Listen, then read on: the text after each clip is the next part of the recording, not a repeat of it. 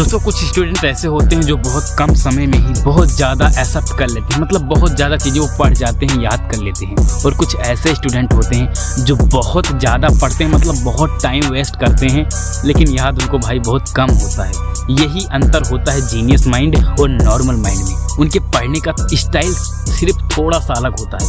आज उन्हीं स्टाइल को बताऊंगा। वैज्ञानिकों के बहुत रिसर्च के बाद यहाँ पे 3 चीज़ें निकल के आई हैं। उन्हीं 3 चीज़ों को बताऊंगा और ये मेन रूप से आपको फॉलो करना पड़ेगा यदि आप ज़िंदगी में स्टडी के थ्रू, मतलब पढ़ाई करके आप सफल होना चाहते हो। तो इस वीडियो को एट लास्ट अंत तक देखना।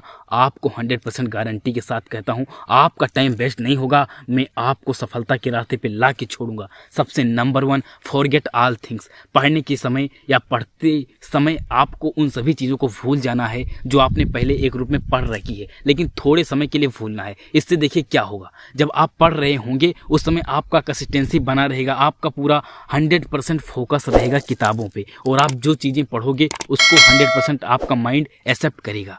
और जो दूसरी सबसे बढ़िया और सबसे इम्पोर्टेंट चीज़ है वो है 100% फोकस। आपको 100% फोकस देना पड़ेगा।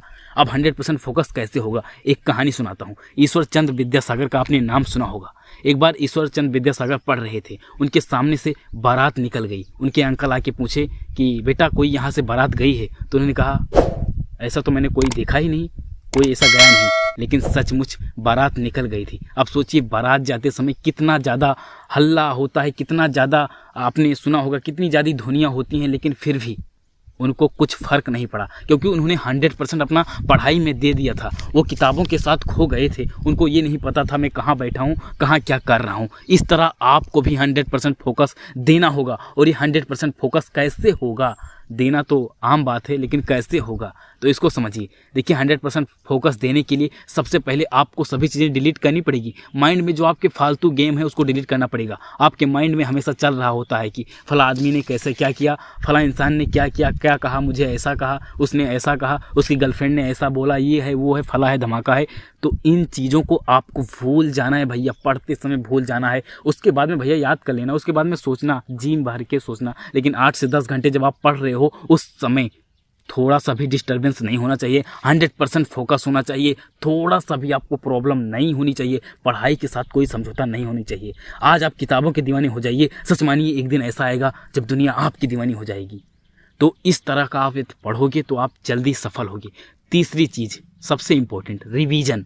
आप करते क्या हो, कुछ ऐसे स्टूडेंट होते हैं, मोस्ट ऑफ द स्टूडेंट एक बार पढ़ लेते हैं, एक बार सिलेबस ख़त्म कर देते हैं, दोबारा उसको छूने का नाम नहीं लेते हैं। लेकिन ये 100% गलत बात है। जब तक आप किसी चीज़ का 2 बार या 3 बार रिवीजन नहीं करोगे तब तक वो आपको 100% याद नहीं होगी। ये दिमाग केवल उन्हीं चीज़ों को याद रखता है जिससे उसका स्वार्थ सिद्धता है, मतलब जितनी चीज़ें इसके फ़ायदे के लिए हैं उन्हीं को दिमाग याद रखता है। अब आपने पढ़ाई एक बार कर ली और दोबारा उसको छूने का नाम नहीं ले रहे हो, तो इसका मतलब है कि दिमाग को पता चल जाएगा कि आपको उसकी ज़रूरत नहीं है। जैसे आपने EMW मतलब इलेक्ट्रोमैग्नेटिक वेव आपने पढ़ा, अब उसको आप दोबारा रिवीजन नहीं कर रहे हो तो दिमाग समझेगा ये तो फालतू चीज़ है, इसे डिलीट कर दो। तो उस चीज़ को दिमाग जब डिलीट कर देगा तो दोबारा प्रिंट आउट नहीं हो पाएगा, वो आपके समझ नहीं आएगा। ये सब चीज़ें वैज्ञानिक रिसर्च के बावजूद आई है। कैम्ब्रिज यूनिवर्सिटी का नाम आपने सुना होगा, सबसे टॉप मोस्ट बेस्ट यूनिवर्सिटी है।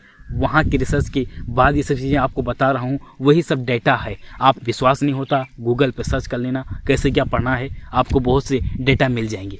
तो ये 3 तरीके थे, या 3 तरीकों को आप 100% सफल होगे। पहला है फॉरगेट ऑल थिंग। आपको उन सभी फालतू चीज़ों को भूल जाना है जो आपको पढ़ाई के साथ डिस्टर्ब कर रही हैं या आपके मन में हमेशा बार बार आता रहता है अबाउट एनीथिंग। जो भी आपके समझ फालतू चीज़ें हैं उनको भूल जाना है।